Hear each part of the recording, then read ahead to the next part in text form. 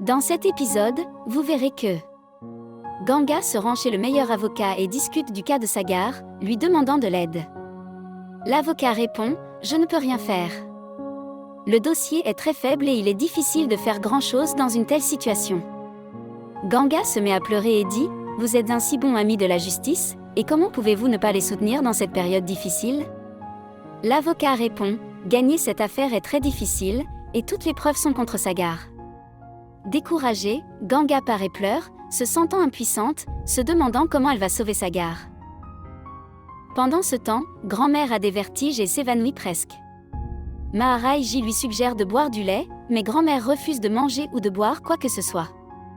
Madhvi ne mange pas non plus. La sœur de Sagar, Supriya, essaie de convaincre Dadi et Madhvi de manger, mais ils refusent. Plus tard, Pulki et Supriya arrivent, et en les voyant, Madhvi se précipite pour demander comment se sent Supriya. Pulki dit qu'elle va mieux maintenant mais qu'elle est toujours faible. Grand-mère dit à Supriya « Tu dois manger quelque chose, tu ne peux pas rester affamée dans cet état. » Elle demande ensuite à Maharaji d'aller chercher des fruits pour Supriya, mais Supriya refuse de manger parce que personne d'autre dans la famille n'a mangé. Elle part vers sa chambre. Plus tard, tout le monde apporte de la nourriture dans sa chambre, mais Supriya insiste sur le fait qu'elle ne mangera que si tout le monde mange en premier. Cela fait monter les larmes aux yeux de Madhvi et Dadi, et ils commencent à se nourrir l'un l'autre. Voyant cela, Supriya mange aussi joyeusement. De l'autre côté, la mère de Palash s'approche de lui et lui dit « Maharaji m'a dit que la famille de Sagar était très en détresse. Je ne peux pas croire que Sagar puisse faire quelque chose comme ça. Pourquoi ne les aides-tu pas ? Bon avocat. » Au début, Palash ne répond pas, mais lorsque sa mère lui demande à nouveau, il répond « Ce n'est pas mon cas. Ils ont leur propre avocat. » Sa mère dit alors « Ganga va être ta femme et elle est dans une grande détresse à cause de son ami Sagar. Tu devrais l'aider et prendre en charge cette affaire. » Palash est sur le point de dire à sa mère que Ganga a déjà refusé la demande en mariage lorsque Ganga arrive en courant et dit « Palash monsieur, s'il vous plaît, combattez le cas de Sagar. » Palash se demande « Pourquoi devrais-je défendre son cas ? Niranjan j'y connaît tant de grands avocats, pourquoi ne prennent-ils pas le cas en charge ?» Ganga explique qu'après la découverte de la note de suicide, personne n'est disposé à prendre le cas de Sagar. Palash, toujours sceptique, demande « Pourquoi devrais-je sauver Sagar ?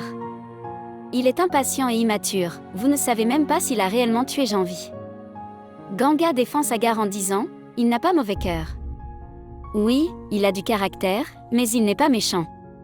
Je le connais bien, il ne pourrait jamais faire une telle chose. » Palash, maintenant frustré, demande à Ganga « Qu'est-ce que cette maison ou Sagar t'ont déjà donné ?